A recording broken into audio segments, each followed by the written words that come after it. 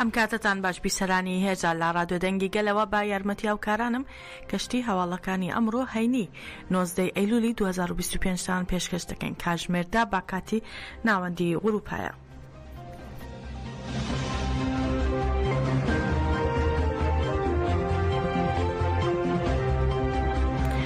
نووسینگەی یاسایی سەدە دەربارەی بڕیارەکانی کۆمیتەی وەزیرانی ئەنجومەنی ئەوروپا ڕاگەیاندراوێکی بڵاو کردەوە و داوای کرد پەرلەمەن لە چوارچەوەی بڕیارەکەدا مافی هیوا بخاتە نێو کارنامەی کۆبوونەوەکانیەوە و کار و خەبات دەست پێ بکات تاوەکو ئەو مافە بگۆڕێت بۆ یاسایەک.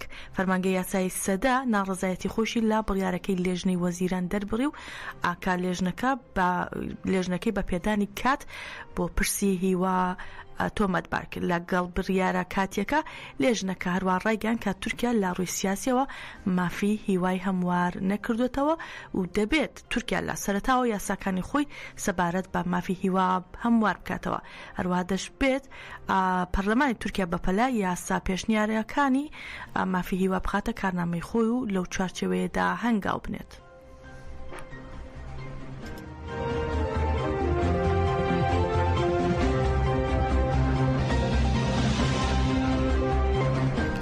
هەروەها سەبارەت با کۆبوونەوەی کۆمیتەی وەزیرانی ئەنجومەنی ئەوروپا ناڤەل ڕایگەیاند کە بڕیاری کۆمیتەکە سەبارەت بە مافی هیوای ڕێبەرۆجەلان ئامانجی سنووردارکردنی تێکۆشانی ڕێبەرۆجەلان و گەلی کوردە و بانگەوازیشی بۆ بەهێزکردنی پێکەوەیی لا جوواکی کوردی و دۆستەکانیان لە ئەوروپا کرد.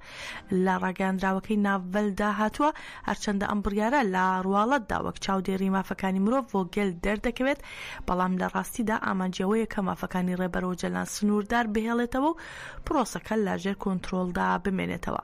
هەروە دەشڵێت ئەکتەرە نێونەتەوەیەکان با هەنگاوی ڕەمزی هەمووان نیشان دەدەن کافشار لەسەر تورکیا هەیە و هەمیش ئامانجیانەوەیە کە تێکۆشانی ڕێبەرایەتی و گەلی کورد سنووردار بکەن.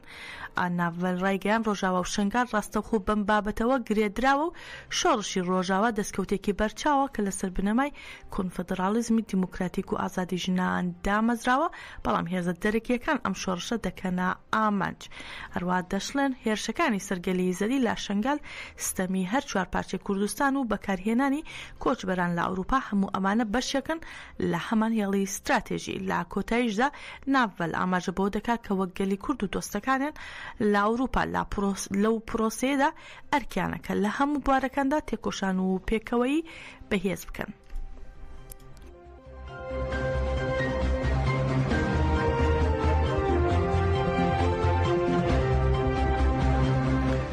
لێژنەی وەزیرانی کۆنسڵی ئەوروپا لا کۆبوونەوەیکی ئاسایی خۆیدا خەباتی سەلاحەدین دەمیرتاشی بەرز نرخاند و ئاماژەی بەوە کرد کە دەمیرتاش و سیاسیەکانی دیکە کا بە دەنگی جەماوەر و خەڵک هەڵبژێردران بەبێ هیچ بەڵگەیەک بە هۆکاری سیاسی زیندانی کراون. کۆنسڵی ئەوروپا ڕخنەی لا دادگای دەستوری تورکیا گرت کە هیچ لە کۆڵینەوەیەکی لەبارەی پرۆسی سەردانیکردنی دەمیرتاش نەکردووە و داوایان کرد تورکیا دەست بەجێ داواکانی ئەوروپا جێبەجێ بکەن و دەمیرتاش و سیاسیەکانی دیکە ئازاد بکەن. لەبارەی پێدانی مافی هیوا با ڕێبەرۆجەلانیش داوای کرد کە لە تورکیا تاوەکو حوزەیرانی 2026 زانیاری با کۆنسڵی ئەوروپا بدەنەوە.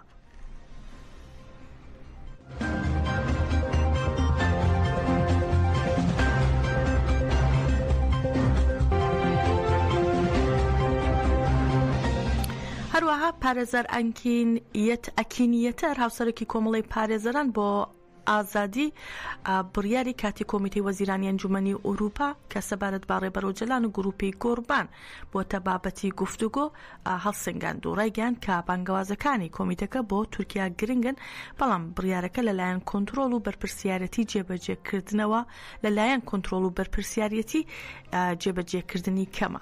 پارێزەر ئەنکینیەتەر بە ئاماژەدانی کۆمیتەکە با کۆمیسیۆنی دیموکراسی و خوشکوبرایەتی و یەکێتی نەتەوەی پەرلەمانی بە هەنگاوێکی گرنگ نرخاندوتی پێویستە کۆمیسیۆنی پەرلەمان ئەم بانگەوازە ببینێت و بۆ پێەیە هەنگاوی خێرا بنێت.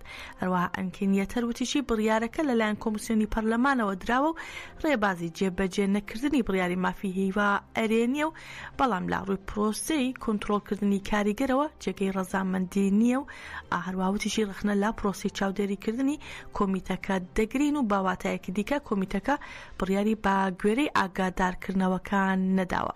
هەروەها ڕاشیگەیان قبول ناکرێت کۆمیتەی وەزیران تەنها پشت بە هێندێک هۆشداریدان ببەستێت و دەشڵێت ئەو ئەرکی حکوومەتە بۆ جێبەجێکردنی بڕیارەکە ڕێوشێنی گونجاو بگرێتە بەر و دەشڵێت ئەمە پرۆسێکی سیاسی و هێشتا گەرنتی نەکراوە.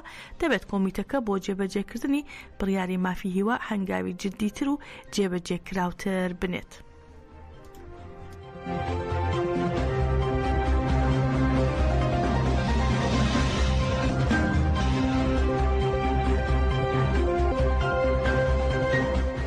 لە 11مین کۆبوونەوەی کۆمیسیۆنی پەرلەمان سوپاسی ڕێبەر ئۆجەلان کرا و داوای دیموکراسی بەرفراوان و گەرنتی یاسایی بۆ چارەسەری پرسی کورد کرا.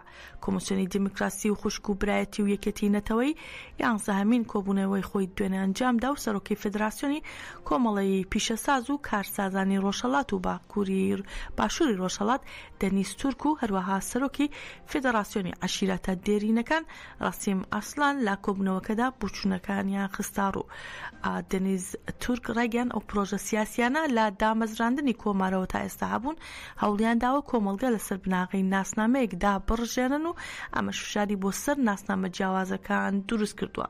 هەروەها ڕەسیم ئاسلانیش ڕێگەیان شەڕ و پێکدادانەکان زیانی زۆری لێکەوتووەتەوە و ئاماژەی بۆ کردکە پاش ساڵ 2025 سیاسەتەکانی نەکۆڵی هێدی گۆڕاون و لە کۆمیسیۆنەکەشدا سوپاسی ڕێبەر ئۆجەلانی کرد سەبارەت بە بانگاوازەکەی بۆ چەکدانان و وتی سوپاسی عەبدوڵڵا ئۆجەلان دەکەین سەبارەت بە بانگاوازەکەی بۆ چەکدانان. ئاسڵان هەروەها وتیشی گلەی و گازەندەی ئەو هاوڵاتیە نەمان لایە کە ناچارکراون ئاوارە بن و گوند و کێڵگەکانیان بەجێ بهێڵن با پرۆژەی گەڕانەوە بۆ گوندەکانیان دەبێت کێشەکانیان چارەسەر بێت.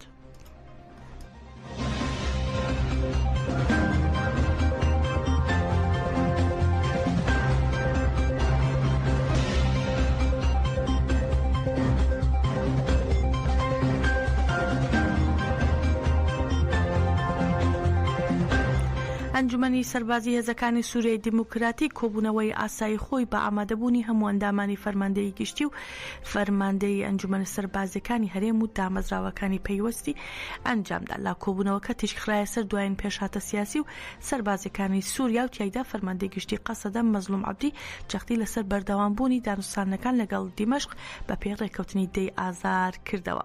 هەروەها گرنگی پابەندبوون بە ئاگربەستیشی دووپات کردەوە.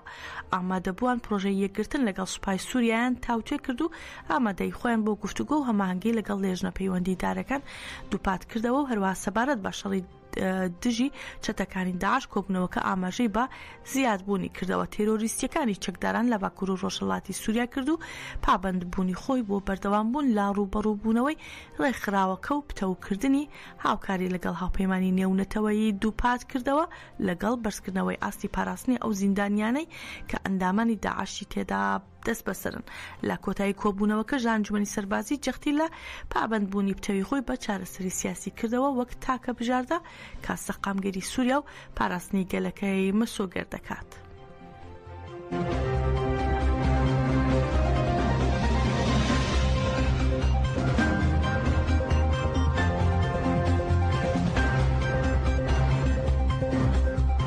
ئەحمەد تەمیز کاسی 1 ساڵ لا زیندانی جۆری ئفی ژمارەیەکی تەکیرداغ ڕاگیرا بوو دوێنێ ئازاد کرا. تەمیز لە زێدی خۆی لە ئامەد لەلایەن بنەماڵە و هاوڵاتیانەوە بە جۆشەوە پێشوازی کرا و لە کاتی پێشوازیکردنەکەدا دروشمەکانی بژی ڕێبەر ئۆجەلان و بێ سەرۆک ژیان نابێ وترایەوە. جێیامەژێ ئەحمەد تەمیز کا بڕیار بوو لە حەڤەی کانونی 2024 ئازاد بکرێ با بڕیاری کۆمیتەی چاودێری و ئیداری زیندانەکان دووجار ئازادکردنەکەی دواخرا بوو.